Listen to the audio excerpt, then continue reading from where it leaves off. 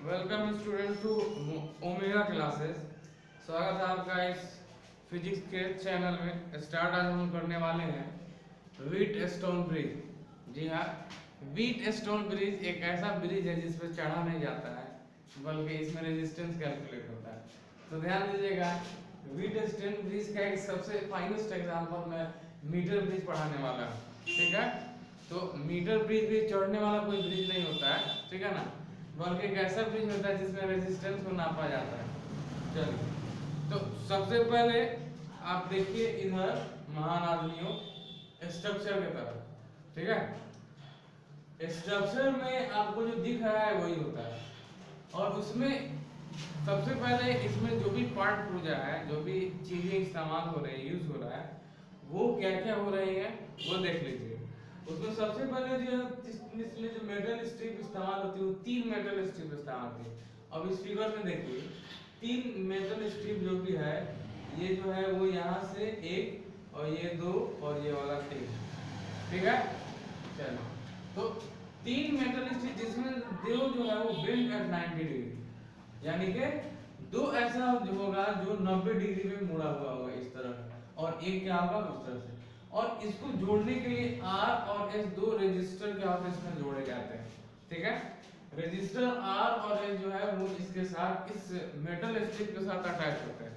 Clear, यानी दो bend at 90 degree metal strip होगा, उसके बाद R और S जो होगा आपका वो रेजिस्टेंस में क्या होता है, काम करता है या फिर उसमें अटैच होता है। चलिए आगे बढ़ते हैं।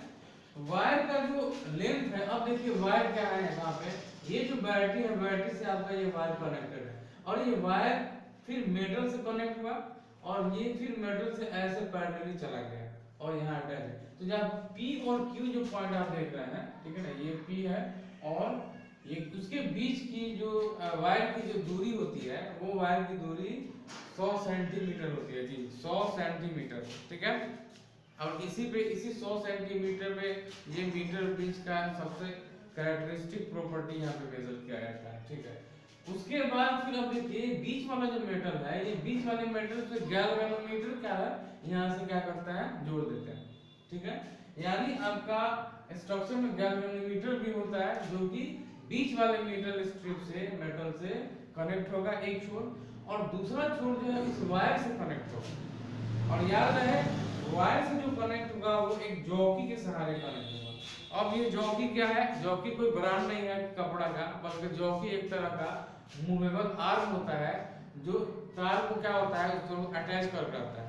जैसे बंसी होता है ना, बंसी, या फिर जो क्लिप होता है जो वायर में हम लोग उसको होल्ड करते हैं, फिर इस तरह से मूवेबल करते हैं, वही मूव करने वाला जो चीज है उसको हम जॉकी बोलते हैं। ठीक है, तो ये पोर्शन में जॉकी जो है, जो पॉइंट ओ को तार को क्या करता है, उसको क्लिप करके रखता है, जोड़ के रखता है, वो आपका जॉकी कहलाता है। ठीक है, चलिए उसके बाद ठीक उसके नीचे एक स्केल होगा जिसमें 100 सेंटीमीटर का रीडिंग होता है, यानी 100 सेंटीमीटर के लेंथ का स्केल यहाँ पे इस एग्जैक्टली इस वायर को मेजर करने के लिए किया जाता है। तो इस तरह से ये स्ट्रक्चर है। यहाँ पे एक बैटरी भी होगा। ठीक है, यानी बैटरी से जाहिर सी बात है, बैटरी का काम क्या है, करंट को सप्लाई करना।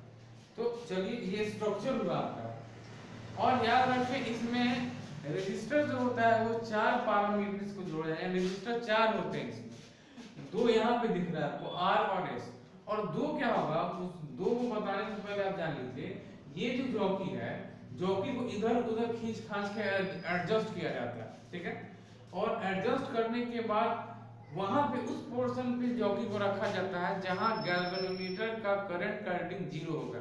जी हाँ, जहां Ig the means the current eight in the galvanometer is 0। ठीक है, यानी आपको घुमाना है इधर उधर और एडजस्ट करना है, रीडिंग देखना है गैल्वेनोमीटर में, जहां करंट का वैल्यू 0 रीडिंग देगा वहां जॉकी को रोक देना है। और उसके बाद फिर क्या होगा, उसके बाद फिर देखना है कि इस मेटल स्ट्रिप से जॉकी के बीच की जो दूरी है उसको हमको L मानना है। ठीक है, क्या मानना है, L मानना है। तो ऑब्वियसली अगर पूरे के पूरे मेटल वायर का डिस्टेंस अगर 100 सेंटीमीटर है, जिसमें से आपका ये थोड़ा सा L है, तो रिमेनिंग पोर्शन जो जॉकी और इस पोर्शन के बीच में होगा वो कितना होगा, वो होगा 100 - L।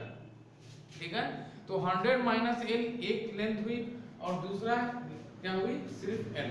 एल वॉट एवर जो भी हो सकता है 50 25 10 20 जो भी होगा वो बस दूरी है जहाँ पे आपको जॉकी जहाँ पे रोकना है जहाँ पे कैलरीमीटर का करंट का जो रीडिंग है वो 0 हो जाए। ठीक है, ये कंडीशन है। चलिए तो अब यहाँ पे देखिए, अब ये जो लंबाई एल है उस लंबाई एल में रेजिस्टेंस का जो वैल्यू होगा, the value of the resistance in the length L of the conductor should be RCM। बात समझ में आ रही?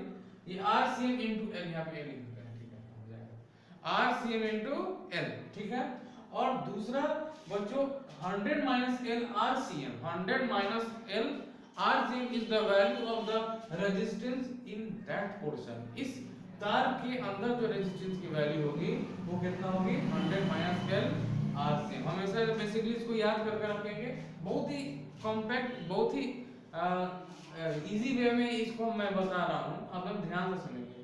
तो रेजिस्टेंस कितने हुए बाबू? रेजिस्टेंस हुए R और S RCM into L and 100 minus L into RCM। ठीक है, where RCM यहाँ पे याद रखिएगा, where RCM what is RCM? RCM is the value of the resistance। ये किसका वैल्यू है?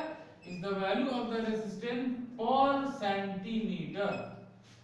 याद रखना बच्चों, RCM वो वैल्यू है रेजिस्टेंस का जिसमें value of the resistance 1 centimetre का वैल्यू होता है।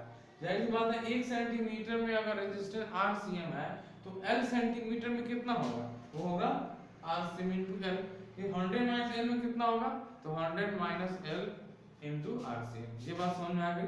चलिए ठीक है, तो चलते हैं इसके प्रिंसिपल की तरफ। ये काम क्या करता है, इसका इस्तेमाल क्या होता है, इसका यूज क्या होता है इसके ऊपर। तो अब यहाँ पे अप्लाई कीजिए पोटेंशियोमीटर थ्योरम, व्हीटस्टोन ब्रिज। इससे पिछले वाले क्लास में हम लोग डिस्कस किए हैं कि व्हीटस्टोन ब्रिज के हिसाब से 4 को जो रेजिस्टर होता है 4 को R1 R2 R3 R4 ये क्या होता है, उसका रेशियो हमेशा बराबर होता है।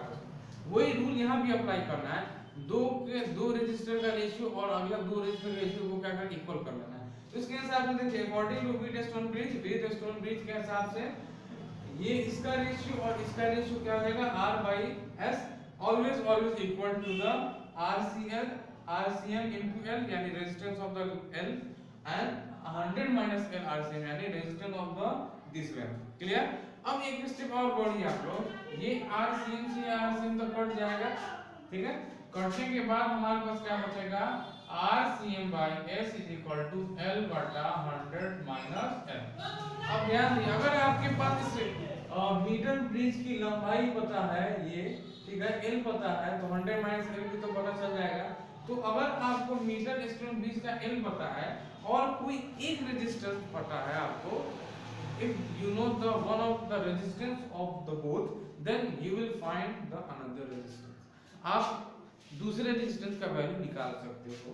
शर्त क्या है, यहाँ आपको लंबाई देना होगा यानी लेंथ ऑफ द, जहाँ पे जॉकी का जो रीडिंग हो 0 जहाँ पहुँच रहा है वो लंबाई आपको देनी होगी। और दूसरा क्या है, रेजिस्टेंस का कोई एक रेजिस्टेंस का वैल्यू आपको देना पड़ेगा।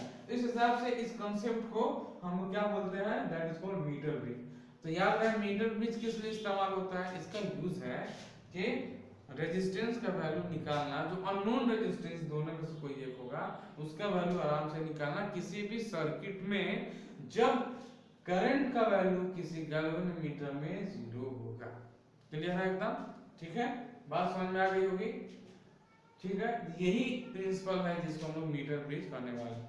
तो मिलते हैं हम नेक्स्ट टॉपिक में जो पोटेंशियोमीटर कहलाता है। ठीक है, और एक बात हमेशा ध्यान रखेंगे कि जो भी क्लास होगा उसका नोट जो है वो आपको या तो अपलोड कर दिया जाएगा या फिर किसी और मीडियम से लिंक आपको दे दिया जाएगा, वहां से आप लोग क्या कर PDF फाइल उसका डाउनलोड कर सकते हैं। ठीक है, तो इसी चीज का PDF फाइल आपको दे दिया जाएगा। ठीक है, आपको मैं जब भी अपडेट करूंगा तो उसका लिंक मैं बता दूंगा। ठीक है, तब तक के लिए मिलते हैं अगले वीडियो में, तब तक के लिए धन्यवाद।